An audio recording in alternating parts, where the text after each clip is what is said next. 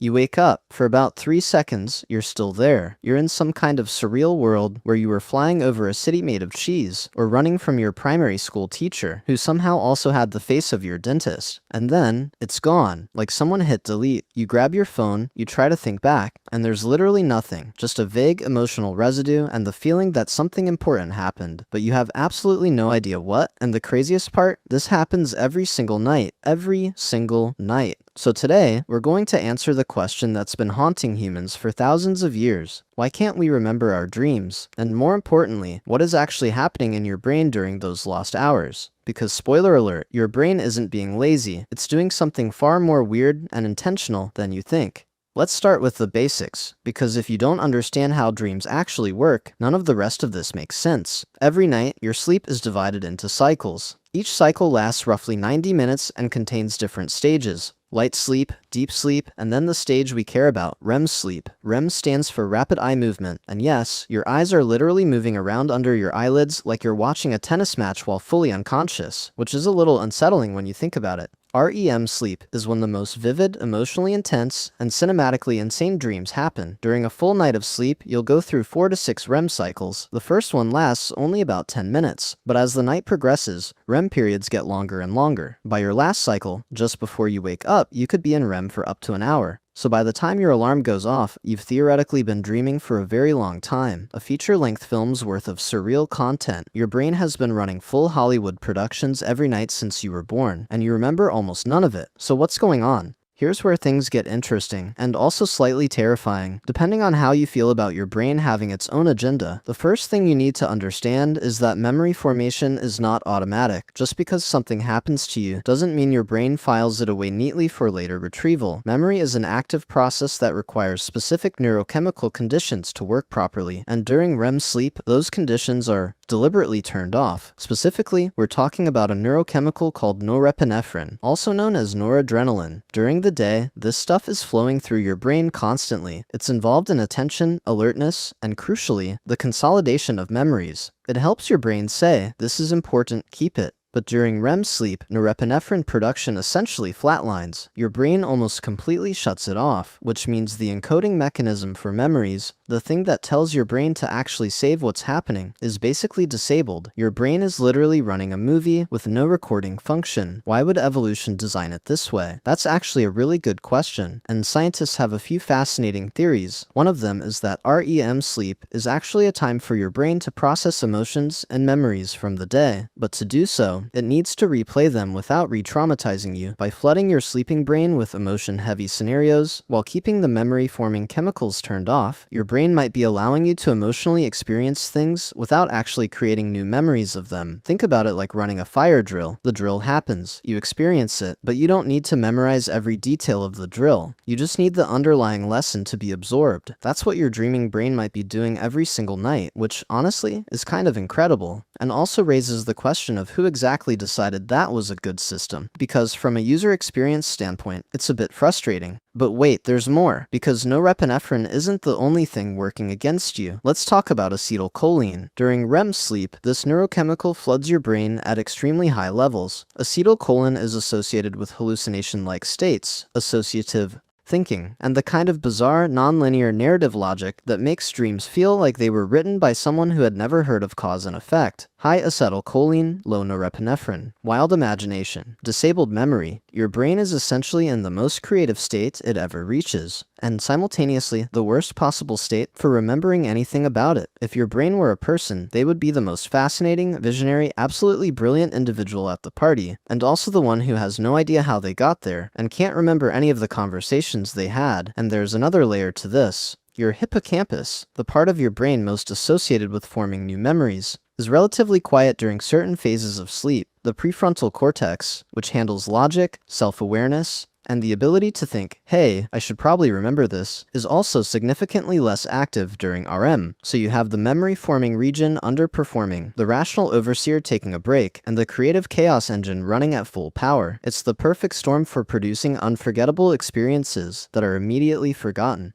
Now here's the really fun part, because this is where we get to talk about what actually makes the difference between people who remember their dreams and people who wake up to a total blank. Because you've met these people, maybe you are one of these people. The ones who wake up and immediately launch into a 15-minute detailed breakdown of their dream, complete with character arcs and emotional subtext, and a plot twist in the third act, while you're sitting there unable to remember if you even had a dream at all. Is it a talent? A superpower? Are they just more spiritually attuned than the rest of us? No, it's mostly about timing and waking conditions. Here's the key thing. The window for dream recall is incredibly short. We're talking seconds to minutes after waking. During that window, if your brain is given the right conditions, it can grab some of that dream content and pull it into conscious, accessible memory before it completely evaporates. But if you immediately check your phone, stand up, start thinking about your schedule, or get hit with a loud alarm, that window slams shut almost instantly. The act of redirecting your attention to the waking world is enough to wipe the slate clean. People who remember their dreams tend to do something interesting. They wake up slowly and lie still. They don't immediately engage with external stimuli. They give their brain a few moments of quiet to consolidate whatever dream imagery is still lingering. Then, while still in that drowsy half-awake state, they mentally trace back the fragments. It's almost like trying to remember where you put your keys. If you panic and start looking everywhere frantically, you're less likely to find them than if you just pause and think calmly backwards through your day. The dream is like a sandcastle at the edge of the tide. You have a very brief moment to observe it before the wave comes and it's gone. If you're staring at your phone notifications, you're not looking at the sandcastle. Sleep cycles also matter enormously here. The amount of REM sleep you get, and when you get it, has a huge impact on dream recall. Remember how we said REM periods get longer toward the end of the night? That means if you sleep a full 7 or 8 hours, your last REM cycle is the longest, most vivid, most dream-dense period. And because it happens right before you wake up, it's also the most likely to still be accessible to your memory when you open your eyes. But here's where modern life absolutely destroys us in this department. Most people are chronically sleep deprived, and when you're sleep deprived, you tend to cut off your sleep earlier, which means you're cutting off exactly the long late-night REM periods that produce the most memorable dreams. So if you never remember your dreams, one very boring but very real explanation is simply you're not getting enough sleep. You're waking up during lighter stages before the big REM periods kick in. Your dreams aren't being erased so much as they're just not happening properly in the first place. Your brain is out here trying to run the dream engine, and you're turning the lights off before the show even gets going.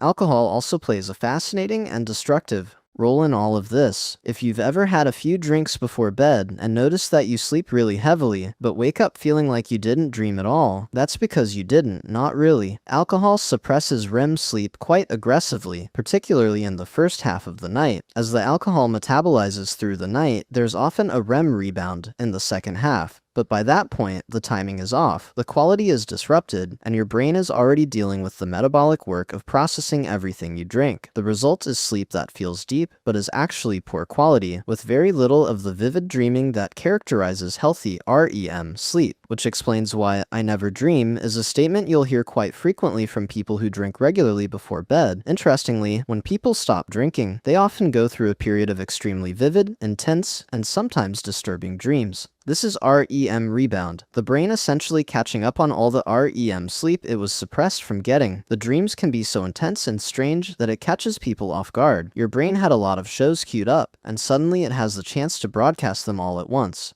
Let's also address something that a lot of people wonder about but rarely ask out loud. Do blind people dream? Do people who have been blind since birth have visual dreams? And the answer is genuinely fascinating. People who were born sighted and later lost their vision do tend to dream visually, at least for a while. Over time, visual content in their dreams may decrease, but for years after losing their sight, visual dreams can persist. People who have been blind from birth, however, do not have visual dreams, at least not in the way sighted people do. Instead, their dreams are built from their other senses: sound, touch, smell, spatial awareness. They dream in the sensory language they actually use to experience the world, which tells us something profound about dreams. They're not some kind of access to a universal visual imagination. They're built from the specific sensory toolkit your brain has been using in waking life. They're personalized. They're essentially made from you. Your brain isn't showing you movies, it's remixing your entire sensory experience of being alive.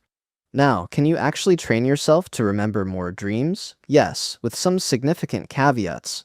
The first and most effective method is a dream journal. The idea is simple. Keep a notebook or your phone's voice recorder next to your bed, and the absolute second you wake up, before you move, before you check anything, you start recording whatever fragments you can access. Even if it's just one image, or one emotion, or one word, you say it out loud or write it down immediately. What this does over time is actually remarkable. It creates a habit loop in your brain. You start waking up and immediately entering dream recall mode, rather than immediately snapping into waking life. And the more you do it, the better you get at grabbing those fragments before they dissolve. Your brain essentially learns that this content is worth retrieving. Some people see significant improvements in dream recall within a week or two of consistent journaling. The second method is adjusting your alarm, specifically using a gentler, more gradual alarm rather than the sudden, aggressive kind. Waking up abruptly triggers an immediate stress response that basically carpet bombs whatever dream content was still accessible. A gentle alarm gives you a softer transition between sleep and wakefulness, which preserves the window. Some people swear by setting multiple alarms, a quiet one 30 minutes before their actual wake time, followed by a normal one, waking up briefly in the middle of that late REM period, staying still for a moment, then drifting back to light sleep, can sometimes produce unusually strong dream recall when the real alarm goes off. The third thing is simply getting more sleep. As unglamorous as that advice is, prioritizing a full 8 hours means you're not cutting off those long late-stage REM cycles, and those cycles are where the most vivid, detailed, and memorable dreams happen.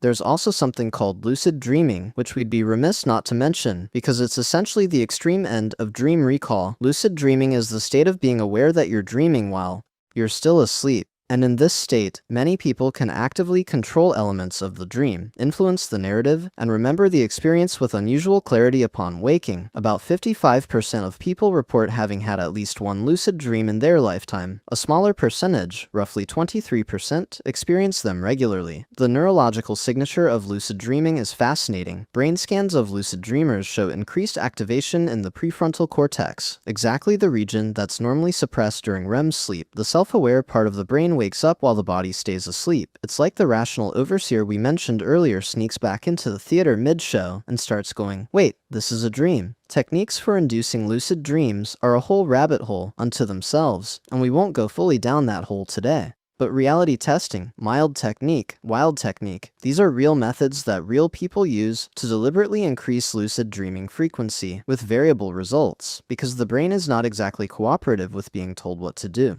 So let's zoom out and look at the big picture, because there's something kind of beautiful in all of this. Every single night, your brain generates an entire experiential world. Scenarios, emotions, characters, sensations, assembled from the raw material of your memories, your fears, your desires, your unresolved thoughts, and probably some very random noise that means absolutely nothing. It does this in a neurochemical state, specifically designed to maximize creativity and minimize the inhibitions of rational thought. And then, in most cases, it quietly erases the evidence. Why? We're still not completely sure. The best current understanding is that dream forgetting isn't a bug, it's a feature. The brain processes, the emotions are metabolized, the patterns are integrated, and the specific content is released. You don't need to remember the fire drill, you just need to have run it. The fact that we sometimes do catch glimpses, the vivid fragments, the emotional echoes, the strange images that linger even as the narrative dissolves, might just be the system being slightly imperfect, a few frames surviving the cut, and maybe that's enough, because the question of why you can't remember your dreams is, in a way, answering itself. You can't remember them for the same reason the process works, because your brain knows exactly what it's doing, even when it feels to you like complete chaos. You're just not invited to that part of the meeting. So the next time you wake up and feel that maddening sense of something just beyond reach, that dream you almost had, that world that was so real a second ago, know this: your brain built that. Every night, it builds entire worlds for you, runs them, learns from them, and then tidies up when the night is done. The forgetting isn't a failure, it's the brain working exactly as intended, which doesn't make it any less infuriating, obviously, but at least now you know why. Drop in the comments. Do you remember your dreams regularly, or do you wake up to a complete blank every morning? I'm genuinely curious whether the dreamers or the forgetters are in the majority here. See you in the next one.